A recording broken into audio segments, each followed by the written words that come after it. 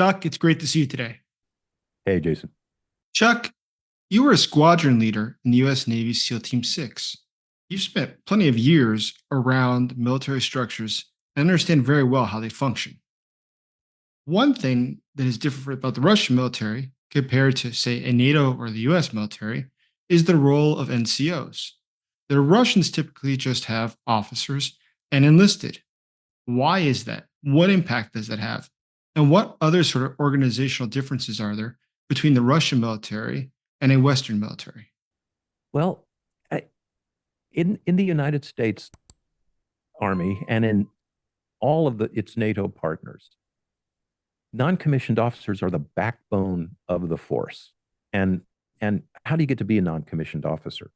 These are career soldiers, professionals who enter the armed forces with the idea of serving 20 years, and they are promoted up the ranks. They are non-commissioned officers, meaning they don't hold a commission. But these are your senior sergeants. They are absolute professionals in their field. In every NATO army, as an enlisted man, you have a military occupational specialty. Some guys are infantry, some guys are air defense, some guys are transportation, some guys are armor. And goes through it. And what that means is when younger soldiers, men and women, enter the force, they are led and mentored by these senior enlisted. These are the people that make sure those young soldiers get their training and get their career development, but more importantly, that they get a fair shake from the army, right? That they get the things that are coming from them, and ideally, enlisted are going to be the shock absorber between the officers and the enlisted. That's that's an ideal situation, and that, for the most part, is what happens in NATO. Here's what happens in the Russian armed forces. It's a conscript army. Nobody wants to go into the army as a profession. So the people that do without a commission, they're people that kind of don't want to function anywhere else. And when a new soldier comes in to a Russian unit, he's told to report to the sergeant. The sergeant takes away all his gear, hands him a bunch of rags, uh, doesn't care at all if he gets trained, gives him all the crappy jobs. So there is no development or mentorship or even leadership from the NCO Corps in the Russian army. And furthermore, there isn't really a history of professionalism in the non-commissioned ranks of the Russian forces. And that's lethal. That is a baked in flaw that, could the Russians change it? Yeah, but it's a generational process to change an NCO Corps that preys upon new recruits that are robbers. And how do you turn them around and make them leaders? It's doable, but it's never going to happen in Russia. That was the ethos in the Imperial Army. That was the ethos in the Soviet Army, and under Putin. Hey, why should Russian NCOs not steal everything they can when they see their officers doing the same thing? So these are fatal flaws in Russia's armed forces. So I've read that since the start of the war, Russia has lost about 87% of the soldiers that they initially had when the invasion began.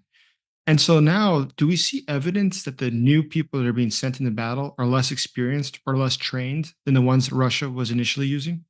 Yeah, and I think it may even be higher, that the estimate. And I originally didn't know whether to believe this or not, but it's the UK Ministry of Defense Intelligence putting out this number. They estimate that Russia started the initial invasion with somewhere between 400 and 500,000 troops. Heretofore in the conflict, Russia has lost somewhere north of 400,000 casualties. So in broad terms, that means the equivalent of everyone who invaded 2 years ago is now dead. Okay. And again, this is the UK Defense Intelligence. In the months of June and July, Russia lost 70,000 dead.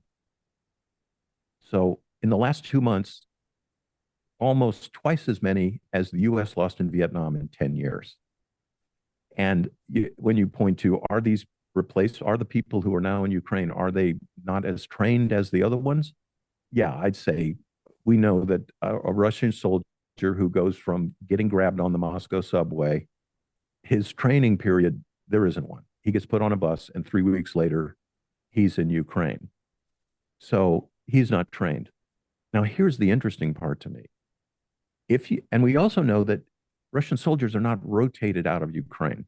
So let's say you were one of the original soldiers who came into Ukraine and somehow miraculously you have survived. You are not a backbone of your unit. You're not a cagey old veteran. You're not going to assume leadership like Sergeant Rock. Your attitude is bad. You are a lag. You know how to do just the minimum. So you're not the backbone. You are a bacillus of defeat that is spread in these units. You have guys with no training, and we know the relationship between non-commissioned officers and draftees in the Russian military, as it was in the Soviet military, and as it was in the imperial military. You show up with your new sea bag, they take all your gear, they beat you up, they steal your cookies from home, and you get all the bad duty, and they get your gear. So again, those are things, Jason, that tear an armed force apart from the inside. I mean, morale is not everything in a unit, but man, it is a tent pole of your military effectiveness is your morale. So if we look at other things that Russia is doing right now, we can see what's happening in the Black Sea. Recently, Russia started evacuating its Black Sea fleet from the Black Sea. Probably a very good indication that things are not going very well for Russia. Can you talk about that a little bit? Yeah, this is one of the most remarkable things of the war. Um, since the time of the czars, the Black Sea has been a Russian lake. And even during the time of the Soviet Union, the Soviet slash Russian naval presence in the Black Sea was a real means of projecting power onto the southern and eastern flanks of the Warsaw Pact. Uh, Russia not only had capable warships in the Black Sea, the traditions of the Russian naval force were that the Black Sea was the best of the flotillas that the Soviet and Russian navies had. They had a considerable amphibious warfare capability, meaning they had landing ships and they had naval infantry in abundance, and it was designed to should any thing untoward develop in the Warsaw Pact, that Russian Marines could be landed anywhere from Romania to Ukraine, Georgia, all over the Black Sea. Ukraine doesn't have a navy, and on the first day of this invasion, we saw Moscow prowling the Black Sea. We saw Russian warships shelling Mariupol. The Russian Navy could do whatever it wanted in the Black Sea. 2 years later, there isn't a Black Sea flotilla. Moskva, which was designed to sink American aircraft carriers, this was a capital ship, destroyed, sunk by two Neptune missiles. Astounding. But as astounding as that was, and even if that happened in isolation, it would still be noteworthy. But the prosecution by unconventional and asymmetrical means, Ukraine has utterly defeated the Russian Navy in the Black Sea. They have withdrawn to the farthest reaches. If they go any farther, they're going to have to be in Siberia. And 1/3 of the fleet is on the bottom. I mean, imagine this. Ukraine has destroyed a Russian submarine, and they don't even have submarines, right? They don't even have warships. But this affects Russia's ability to prosecute the war. And now, with them withdrawn, if Russia wants to use platforms to shoot caliber missiles at Ukrainian hospitals, which, by the way, is their priority target, it has to be done so from the Eastern Black Sea. This gives Ukraine more warning, longer flight time for Russian missiles. And every naval officer in the world, including myself, looks at this and makes a sobering conclusion. A weapon that Ukraine invented and perfected, prototyped and put into action has defeated a credible surface force. It's amazing, Jason. That's one of the most understated things about this war. Truly, truly amazing. The U.S. Navy would have trouble operating in the Black Sea. That's how potent the weapon is. So, speaking of these new technologies, what do you think about the situation now with drones? How is Ukraine using them? And how have we seen that changed in the course of the war? And where do you see that going next? Wow. Uh, you know, there was a tendency, I think, for air power people and generally just people in warfare when the drone things first started happening.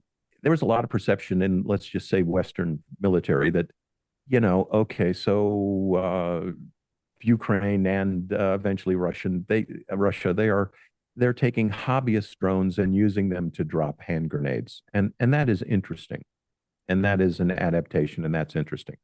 That has developed so rapidly, and the capability has gone from rudimentary and short range to changing the complexion of ground warfare.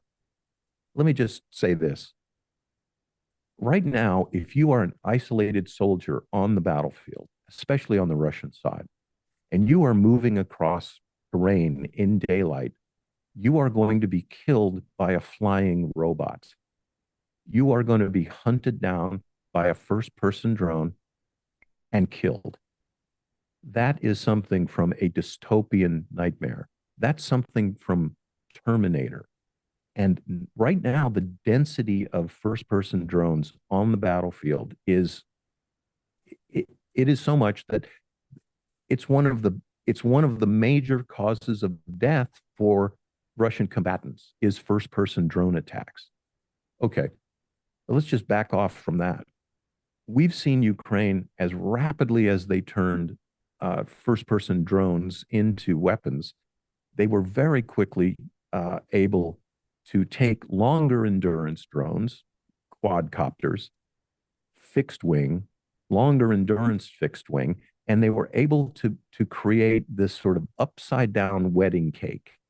So over any section of the battlefield, there will be longer endurance drones flying higher, seeking targets. Below them are shorter range drones that can carry multiple droppable weapons.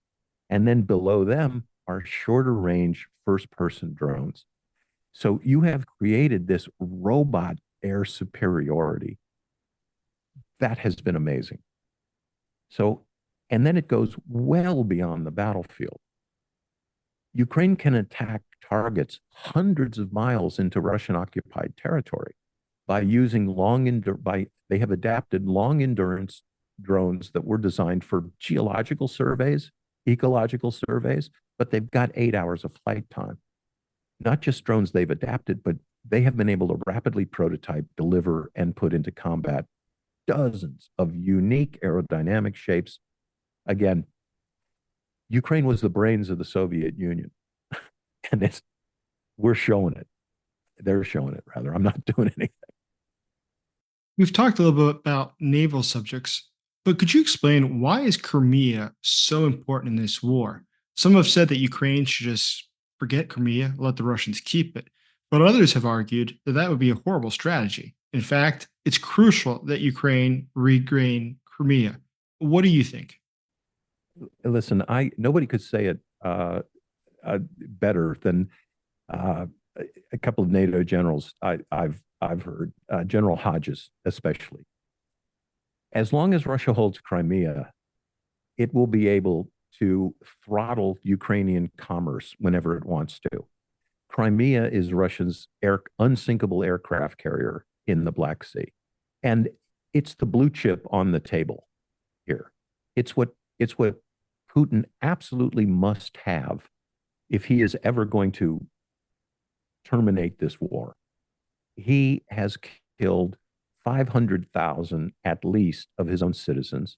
He has according to British intelligence, he has engaged 90% of his military in Ukraine, which that that staggers me. Russia has worldwide strategic commitments. 90% of its armed forces are getting their, are not advancing the ball in Ukraine. But and I am one of those guys. I'm an absolutist. Ukraine is Crimea, and Crimea is Ukraine. But here's the thing. We often talk about the Crimean Peninsula. It's an island, really. There are only two bridges connecting Crimea to the mainland of Ukraine, and the Kerch Bridge is the only thing connecting Crimea to Russia. You cut those three roads, sever the rail links there, and Crimea is going to get pretty hungry. And the day will come when Crimea gets cut off. But I think that the strategic imperatives right now, and I am guessing, I am inferring, the strategic imperatives right now for Ukraine are to win back Donetsk, Luhansk, and the territory that is west of Melitopol. I think that is going to be their first priority. But Crimea is definitely the blue chip for Ukraine as well. But holding on to Crimea, it's going to be an interesting occasion. And I'll just go back to World War II. Bitter fighting between the Nazis and the Soviets around Ukraine. Russia was able to keep in the Crimea fight by using amphibious troops, right? That's how they got people into the fight. Putin doesn't have that option anymore. He doesn't have a navy in the Black Sea. And when the fighting turns to Crimea, it's going to be a different game. Putin cannot put 1,000 troops on a landing ship anymore in the Black Sea because it'll get hit with a Neptune or a Harpoon missile. And that's changed everything, Jason. It won't be the same battle that was fought in World War II, which I encourage your readers to look up and see, because when it comes, we'll see battles in the same places. The terrain is the same. The fundamental precepts of warfare are largely the same. It's going to be a tough fight. So let me expand upon that as just the final question. When we talk about Crimea, just yesterday, General Syrskyi said that Ukraine does have a plan to take back Crimea. Not knowing exactly what that plan is, what would you speculate? How could Ukraine take back Crimea? I think it would be done like this. I think that the M17 highway and the M18 highway, which are the road links to the north, they are on narrow sort of channels, and next to each is a rail line. Those road and rail links would be broken. The Kerch Bridge would be destroyed. There would be ongoing attacks that would make shipping in the Sea of Azov unpractical. Road and rail ferries would be destroyed. Crimea would at first be isolated, and then there will be infantry penetrations along the same lines that were fought over in World War II. But the first step I would see would be to isolate Ukraine, cause a logistics problem for the troop station there, squeeze them a bit, and then we talked about the Russian Black Sea Fleet not mattering anymore. What makes that important is you have General Budanov, who has 2,000 or 3,000 naval commandos who are trained to the highest standards. I won't tell you how many Navy SEALs there are, but let's just say Budanov is in the big leagues when it comes to naval commandos, and they will wreak havoc in Ukraine. They will wreak havoc in Crimea. So there is a plan. I might know a little bit. I might have some more opinions on how it'll happen, but I'll save those for when it happens. Sounds good, Chuck. Listen, we appreciate your time as always. Thank you, Jason. Always good to talk to you.